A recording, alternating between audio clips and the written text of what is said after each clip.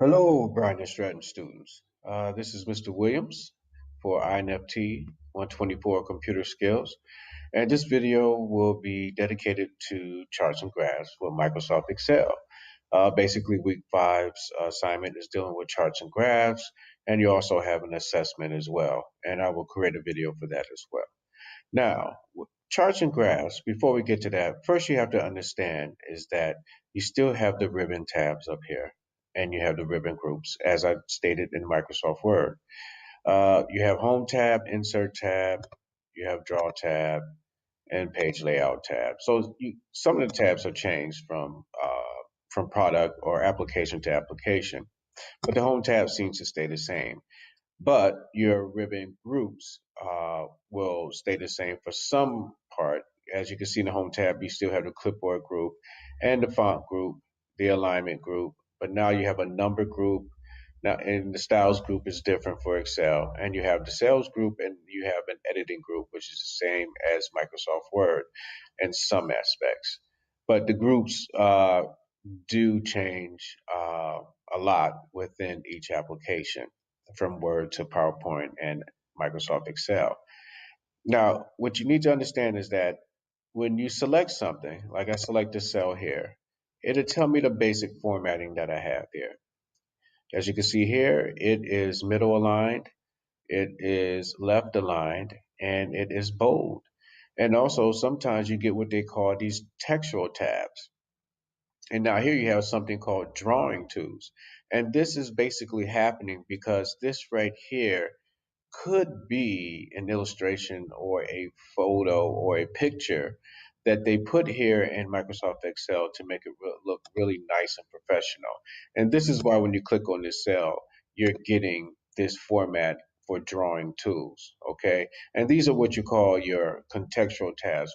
When these pop up and you see the heading drawing tools or format tools or table tools, these are all your contextual tabs, and they do not show up all the time, or they are not consistent or fixed as your home, insert, and draw, page, formula, and data tabs are. Because if I deselect, if I get out of here and select a regular, see how that contextual tab disappeared? So if you're given step-by-step instructions and you're looking around and you don't see this tab or ribbon tab that they're talking about, is because you have to make a selection. And like here, table tools, because we know this is a table, or they converted this data set into a table because here it says table tools, and then I can just click design, and it'll allow me to go in and design, the table to the per the instructions or per my personal preference. Okay, so let's get right to charts and graphs. Now, it's important to understand charts and graphs because it all depends on what you select. Now, you have here your what you call heading columns. Your columns are basically here in this particular spreadsheet or data set. The column headers are January or the months of the year. And the row headers are basically, it could be product or some type of information that is relevant to each month. Okay, so here we have wages and benefits and subtotal for our row headers. Now, when we're creating a chart and graph, uh, it is very important to understand what we're selecting and what it is we want our graph or chart to display.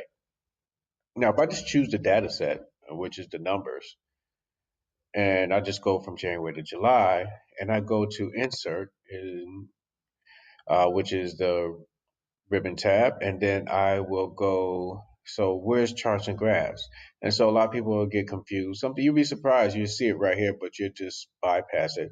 But it's always just to go until you get a hang of things. Is to go to the groups. You go to the ribbon groups. You go to tables, and we know we're not dealing with no tables. Illustrations, we're not dealing with illustrations. Add-ins, and that's what these are right here. I put add-ins, all right? I could put add-in tabs. And charts. Charts group is right here. So if all this stuff is confusing you right here, always go down to the groups and you'll find your way. I promise you, you'll find your way. Now, within this charts group, you have your charts options. So we're going to go ahead and choose a pie chart. And voila, our pie chart is here. I just move it a little bit so we can still see some of the information. And as you can see here, we have our chart title, we have our 2D pie chart, and we have our legend basically giving our information. But this really not telling us anything. Although we have this data set selected here, it's not telling us anything. By default, Microsoft Excel does not put in the data set. In this particular reason, anyway, they're not putting in the data set.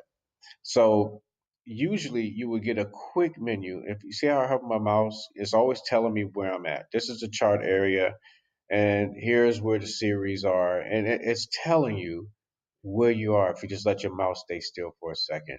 That's just basically, I just got off track there, but just to let you know, Microsoft is always telling you where you are and where, what area you're in and what you're doing. And really making it user friendly. So here, as you can see to the right, I have these quick menus. And this one, if I just hover my mouse over it, it usually tells you what it is, but sometimes it don't. So just click on it. And this is my chart elements. If I go all the way up here to my ribbon tab again to the left, just follow the mouse. I'm circling around so you can see, because sometimes I move quick. Here, I have chart elements again, and I get the same features. But this is why they call it quick menus, is because it's right next to the chart. Now, if I click on data labels, voila, and I click on the arrow of the data labels, if I put a check mark in the box, you'll see that it put the information in. Okay. And if I want to center, if I want to do inside, if I want to do outside, best fit, data callouts, and you will see these options, and this is where you will go to. There's some offhand you won't see those options. If you just go over to the right, just move your mouse over, you get this arrow and you just select it, and then those options will pop up. Okay. Now, also, what you'll be working with style and colors. We won't pay too much attention to that because that's not too hard to follow. It basically will allow you to choose what color and what style. Okay. But what we want to pay attention to is filters. Now I have the series and I have series two, but it's not really giving me any information because I just chose the data. So I'll stick with series one and I'll go to names. It gives me no names. Okay. And this is what happens when you select data and not the headers. The headers is organizing the data set. Let me do Control Z because I got rid of the data. Um, So it's important to include your column headers and your row headers. So just watch. I will click here, this empty space, and then I would left click and hold and drag onto June, and then I will go back to insert, and then I will choose 2D chart again, and look at there. Now you can see right here in the legend, now it's giving me the months relative to each color. Okay, and now you can see the chart title is wages. Now some of you are saying, okay, then why is it not benefits? Because really I didn't put anything here. I could put a basically what we call uh, a subject here to actually for labels for the information relative to the topic. Okay, so that's not there, and that's why you have just wages there. Okay, so what I do is I can basically go to my chart elements and see chart title. I'll do my data labels, and boom, the data is in here now. Okay, now let's go to filter.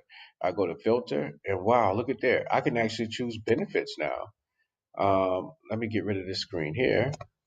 I can actually go in and choose benefits and click apply, and it changed the benefits and it gives me the data to benefits. So my time is coming at an end, and I just wanted to let you know how to actually operate uh, or use charts and graphs. Okay, so if you have any questions, please contact Mr. Uh, contact your instructors, and hopefully they can actually help you or further assist you. Thank you for your time, and remember, if you have any questions, reach out to your instructors.